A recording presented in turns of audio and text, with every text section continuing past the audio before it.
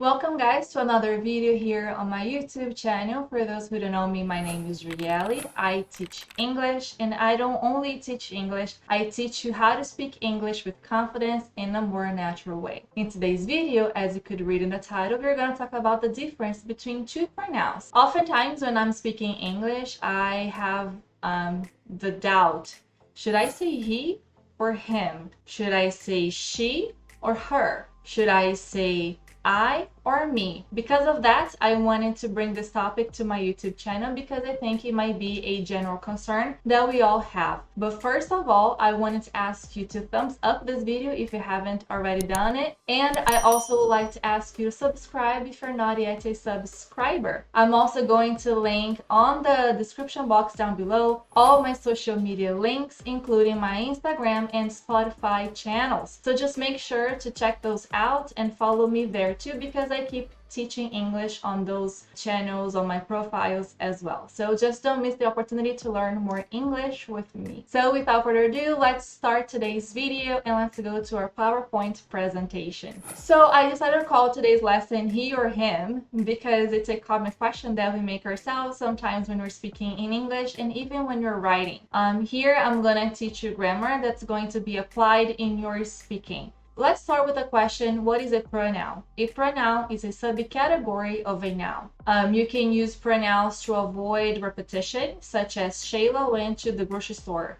Shayla was busy. Shayla was shopping for lettuce, whatever. So because I use too much Shayla, you can use pronouns for that. You can substitute nouns for pronouns to avoid repetition. Then you may ask me, what are nouns? Nouns are words to describe and to classify group of people, places, animals, so they name things in general. We have proper nouns and we have common nouns. Common nouns are just regular names, such as house, animal, apartment, and tree. Proper nouns are nouns that name people or specific things, specific people, countries, and cities. So for example, Drielle, which is my name, is a proper noun because it describes and names a person, which is me. Then you have United States, which is a country. So it's also a proper noun. Coca-Cola, it's a proper noun because it's a name of a brand. And then Austin's a proper noun because it's a name of a city. We have several types of pronouns, but today I want to focus on two pronouns in specific. I want to focus on the subject pronoun and the object pronoun. Here on this table, I just wanted to show you the basic form of a pronoun, the pronouns that you first learn when you first start learning English, which is called subject pronoun or also personal pronoun. When we're talking about pronouns, we have different categories. We have different nomenclature. So for example, we have something that we call a person. And then with that, we have the first, second, and third person. To further describe the pronoun, we also have the plural and the singular. So for example, the first person singular is a pronoun I. The second person singular is a pronoun you. The third person singular is a pronoun he, she, and it. The first person plural is we. The second person plural is you, and the third person plural is they. You don't have to memorize these nomenclatures, these categories. It's just for learning purposes, for teaching purposes. So you understand better, and it's a better way for me to explain as well.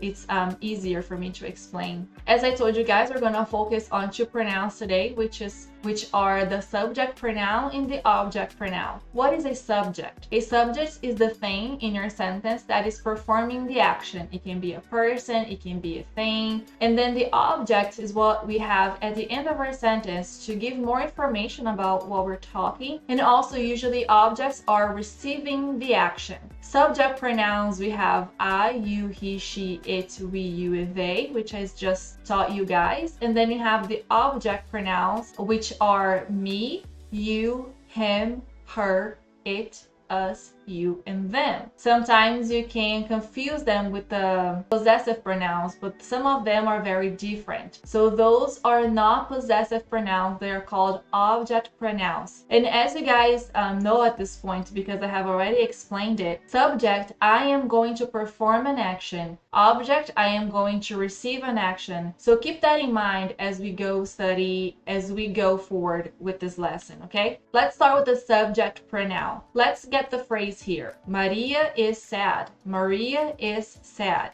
We have the verb, which is sad, and then we have an adjective, sad. What's the subject of this sentence? Who is performing the action? So Maria.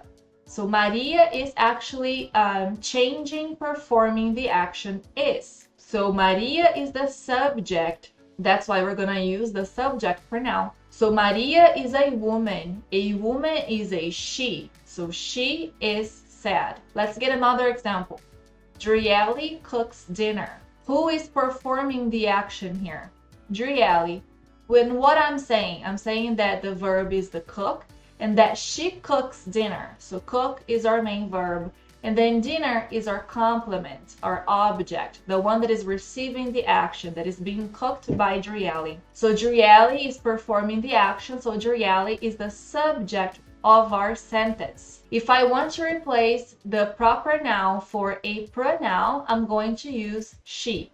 She cooks dinner, because we're talking about subject pronoun, the one that is performing the action. Now let's talk about the object pronoun. The object pronoun is the one who is receiving the action. So let's see the sentence. Maria called me. Who is performing the action here? Maria. Maria is the one picking up the phone and calling somebody. So Maria is my subject. Who is receiving the action? Me. I am the one who is receiving the call, so I am receiving the action. So here we need a object pronoun because object pronouns receive the action. If I want to replace Maria for a pronoun, it should be she because she's performing the action. And then called, the verb remains the same, and we're gonna change me. So if I say Maria called she, it's wrong because she, it's a subject pronoun. What we need when we are receiving the action is an object pronoun. Let's see the next phrase. I called Maria. Who is performing the action here? What is the subject? The subject is the pronoun I. I can also say Drielle called Maria. Drielle is me if you don't know at this point. I'm very shocked, but Drielle, it's my name. So Drielle called Maria. Here, who is performing the action? Drielle. If I want to replace the proper noun for a pronoun, I should use I because I'm talking about myself. So I called Maria. Maria here is the one receiving the call, receiving the action. So if I want to replace for a pronoun, it should be an object pronoun. So the sentence would be like, I called her. I called her. Whenever you are in doubt of which pronoun to use, just think of this. Who is performing the action? Who is receiving the action? Those two questions can be really powerful and helpful when you don't know. So for example, the teacher asked Pedro a question. Who is performing the action here? Who is making the question? The teacher. So the teacher is my subject. Now, who is the one receiving the question? Pedro. So Pedro is my object pronoun. So the teacher is the subject because she's performing the action, and Pedro is the object pronoun because he is receiving the question, he is receiving the action. If I want to replace both names for a pronoun, it should be she asked him a question. Now, let's take a look into another example. The airline gave Sasha free tickets. Who is performing the action? Who is the one giving the tickets? The airline. Who is the one receiving the action, receiving the tickets? Sasha. So the airline is our subject pronoun and Sasha is our object pronoun. If I want to replace both names for a pronoun, it will be it gave her free tickets.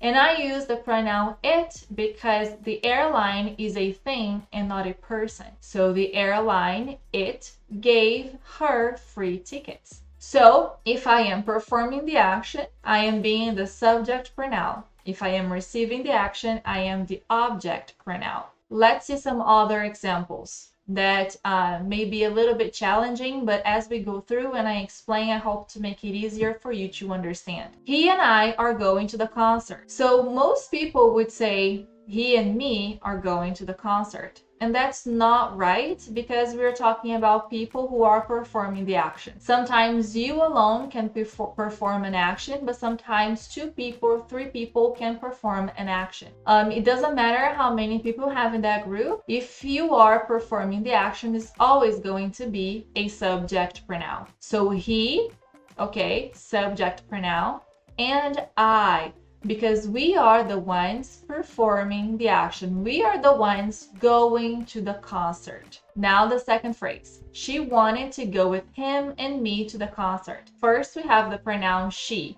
because she is the pronoun who is performing the action.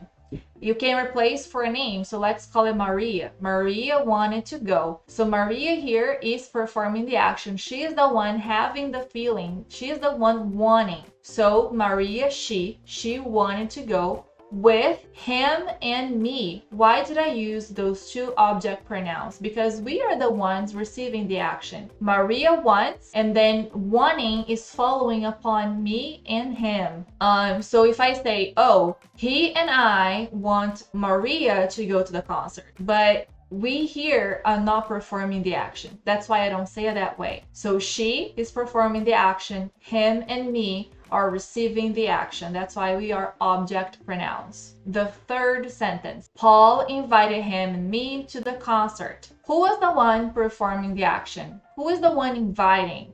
Paul. So Paul is a he. I can say he invited. Now who is receiving the invitation, the request, the action? Him and me. So again, Paul invited him and me to the concert. He invited him and me to the concert. Out of politeness, it's common that we say the other person's name first and then ourselves. So if I say Alex and I are going to the concert, it's more polite than saying I and Alex are going to the concert. Not very common, not very polite. So the polite is to say the other person's name or pronoun first, then yours. He and I will meet at the stadium. Who is performing the action? Both of us, he and I. We both are going to meet at the stadium. Melissa and he discussed about it yesterday. Who is performing the action? Melissa and someone, a boy, a man. That's why I said he. So he is a subject pronoun. Liam and she are going to the movies together. Here, who is performing the action? Who are performing the action? Liam, this man, and the girl. But maybe I'm already talking about her and I don't need to give her a name. I can just use a pronoun. So Liam and she are going to the movies together. Because both of them are going to perform the action, I use a subject pronoun. Paul told Liam and her that he is going to the concert. We have many pronouns here. We have Paul, who is the one performing the action. Liam and her, who are the people that are receiving the action. And then we have the connector that, and then we have the pronoun he. Because he is talking about Paul again. So Paul, he, right? So Paul told Liam and her that he is going to the concert. Because he is also here the one performing the action. He is the one going to the concert. So making the question who is performing the action, who is receiving the action can be a huge help for you when deciding which pronoun to use. There are some common mistakes that we make when we use both pronouns. The first one is to use an object pronoun instead of a subject pronoun. Sometimes it may not even sound natural because most people say it wrong, but it's not because they say it wrong that is right. Some things because most people accept it becomes all right, it becomes acceptable, but not this case. So this case, it's actually incorrect and people sometimes will correct you. So let's see the incorrect sentence. In the next several weeks, my colleagues and me will be discussing the appropriate way to do that. So let's think. What's wrong with this sentence? First, we have my colleagues and me. Well, who is performing the action here? Who is going to be discussing something? My colleagues and I. Because I am performing the action, the correct pronoun should be the subject pronoun because subjects perform the action. So in the next several weeks, my colleagues and I will be discussing the appropriate way to do that. Another common mistake is to say like this. So Susan announces she and her husband's plan to divorce in front of Article's family. So Susan is announcing something. She's the one performing the action. Okay, but she and her husband. So she, it is incorrect because we're talking about both of them plans. Because the plan belongs to both of them, we're talking about a possessive pronoun here. So that's why we should say Susan announces her and her husband's plan to a divorce in front of Atticus' family. So she here is a subject pronoun, that's why it's wrong.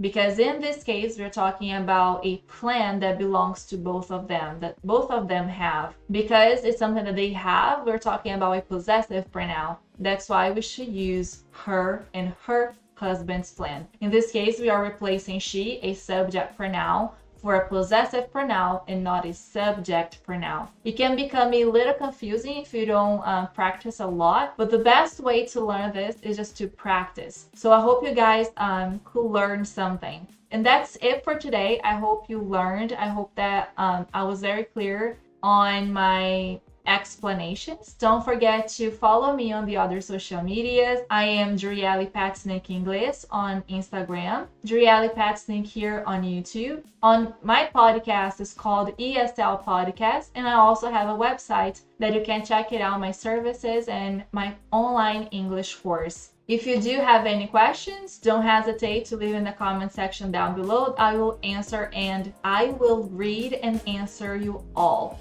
Thank you so much for watching. I hope to see you in the next video. Bye bye.